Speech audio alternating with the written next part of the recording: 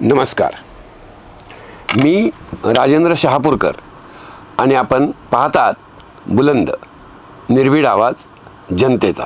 विधान परिषदेतील 9 सदस्य पुढच्या 13 मेला निवृत्त होत आहेत। विधिमंडळ अधिवेशनाचा शेवटच्या सत्रात काल निवृत्त होणाऱ्या या सदस्यांना निरोप देण्याचा समारंभ झाला। या निवृत्त होणाऱ्या सदस्यांमध्ये विधान परिषदेच्या उपसभापती शिवसेनेच्या नीलमताई गोरे, भाजपचे संजय केनेकर, रणजितसिंह मोहिते पाटील, संदीप जोशी, दादाराव केचे, काँग्रेसचे राजेश राठोड, NCP शरद पवारचे शशिकांत शिंदे, NCP अजितदादांचे अमोल मिटकरी आणि उद्धव बाळासाहेब ठाकरे शिवसेनेचे सर्वेसर्वा माजी मुख्यमंत्री उद्धव बाळासाहेब ठाकरे यांचा समावेश आहे। तर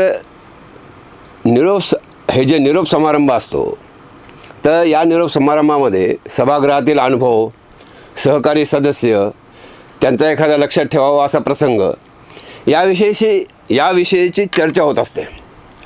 मावळत्या सदस्यांबद्दल सहकारी काय म्हणतात, हे त्यांच्याबद्दल काय म्हणतात, एकंदर विधान परिषदेतील कारकिर्दीचा आढावा, कौतुक असा हा एकंदर प्रकार या निरोप समारंभाच्या निमित्तानं होत असतो।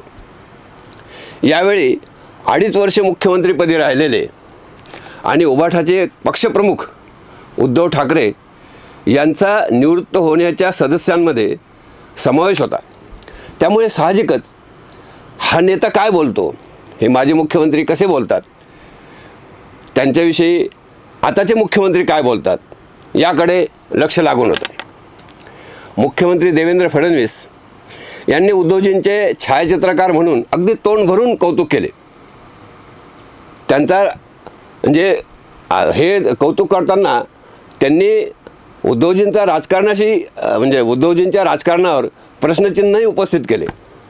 एका अर्थाने तुम्ही फोटो काढा हो, राजकारण तुम्हारे बस की बात नाही, असे मोठ्या खुबीने फडणवीसांनी सांगितलं आणि हसत तुमचे टोमणे जास्त ऐकायला मिळाले नाहीत असा टोमणाही त्यांनी जाता जाता मारला। उद्धव ठाकरे यांच्याकडे सभागृहातील प्रसंग सांगावे असे काही नव्हतेच। म्हणजे ते किती दिवस परिषदेत उपस्थित होते हाच एक संशोधनाचा विषय ठरावा। त्यामुळे त्यांनी सुरुवातच रेड्यापासून केली। पण एक मात्र खरे, एक वेळ रेड्याच्या तोंडून वेदवधूने तसे सोपे, पण उद्धवजींच्या तोंडून परिस्थितीनुरूप बोलायला लावणे खरंच महाकठीण आहे हो। म्हणजे मुख्यमंत्रीपद सोडण्याच्या वेळी जे बोलायला पाहिजे होते ते उद्धवजी निरोपाच्या वेळी सांगत सुटले। त्यातही समृद्धी मार्ग, Atal Setu, metro, coastal road आदी न केलेल्या, त्यापेक्षा बंद पाडण्यास समाधान मानलेलं असताना या विकास कामाचे श्रेय ढापायचाच प्रयत्न त्यांनी चालविला असे म्हणता येईल। कारण ये पब्लिक है, सब जानती है। बरं, आता खोटं बोलू नये असं त्यांना सांगायचं तर त्यांचं वयही तसं नाही, ते त्यांनी केव्हाच पार केलेलं आहे।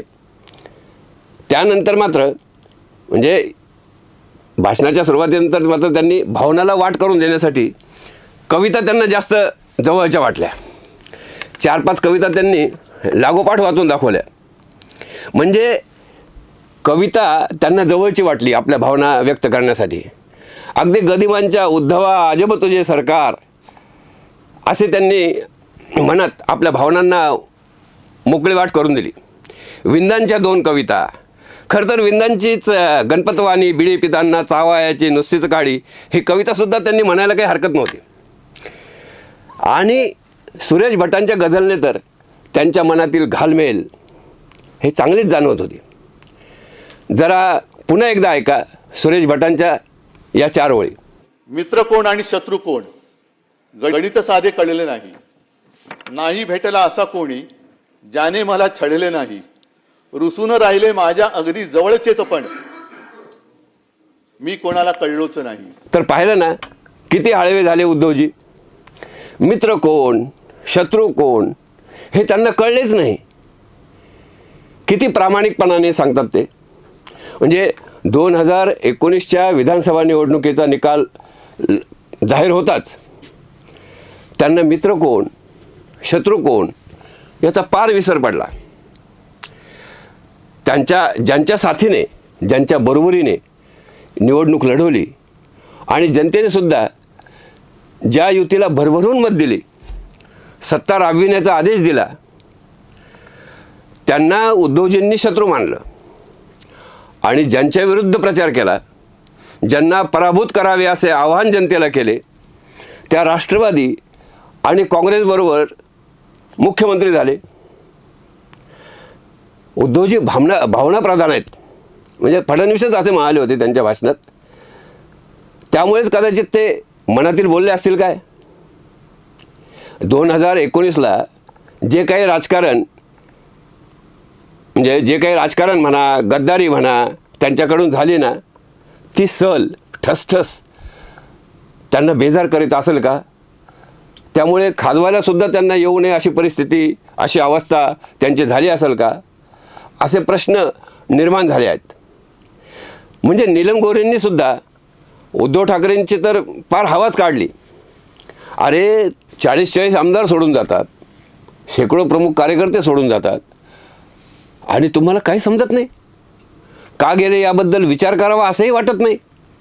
असे प्रश्न उपस्थित करून नीलम गोऱ्हे यांनी आमच्यासारख्यांना सुद्धा भेट मिळत नव्हती हो, हे मोठ्या सभागृहात पुन्हा एकदा सांगितले.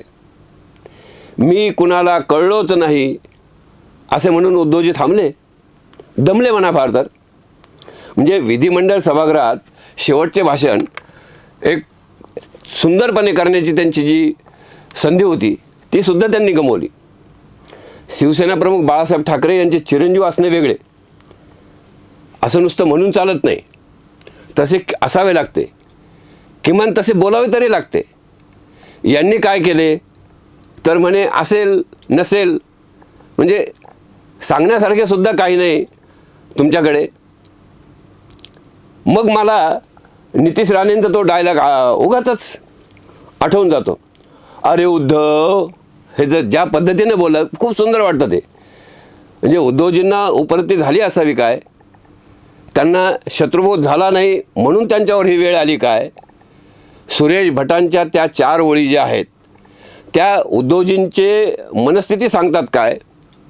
म्हणजे तुम्हाला या विश्लेषणाबद्दल काय वाटते जरूर कमेंट करा.